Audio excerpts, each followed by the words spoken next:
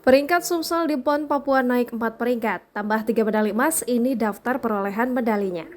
Para atlet Sumsel masih terus berlaga di ajang PON Papua. Sejumlah prestasi terbaik pun terus mereka berikan.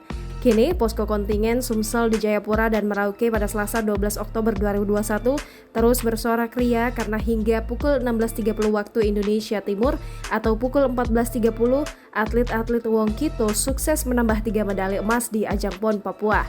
Ketiga medali itu dari cabur menembak atas nama Pahris, lalu dari pencaksilat atas nama Francisca Sandra di kelas F Putri, dan terakhir dari arena cabur atletik atas nama Sri Mayasari.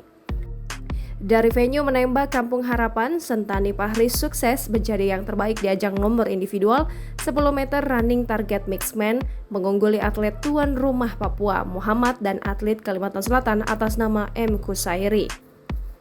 Pria berusia 24 tahun itu memperoleh total nilai 337 strip 5X, sementara atlet Papua memperoleh nilai 330 strip 5X dan Kalimantan Selatan dengan nilai 320 strip 3X. Atlet Sumsel itu dengan tenang mengakhiri perlombaan dengan nilai tertinggi di tengah tepuk tangan dan dukungan supporter terhadap atlet tuan rumah Papua. Sebelumnya, atlet tembak Sumsel lainnya atas nama Hers Meiske juga meraih medali perunggu di nomor 10 meter running target woman. Sementara emas kedua di hari Selasa diraih atlet silat Francisca Sandra yang menumbangkan atlet Kalimantan Timur. Bertanding di venue menembak Tawari Sentani, Siska tampak percaya diri menghadapi pesilat asal Pulau Kalimantan itu. Sampai akhirnya tim juri menyatakan dia sebagai pemenang dengan nilai cukup telak atas lawannya itu. Ketua Umum KONI Sumsel, Haji Henry Zainuddin yang ikut menyaksikan pertandingan final silat tampak terus memberikan semangat kepada atlet Sumsel. Bahkan saat pertandingan, Presiden Klub Sriwijaya FC itu beberapa kali berdiri dan berteriak. Begitu pertandingan selesai, Henry pun mendatangi dan memberi ucapan selamat kepada pelatih silat Sumsel, Abbas Akbar, dan atlet Francisca.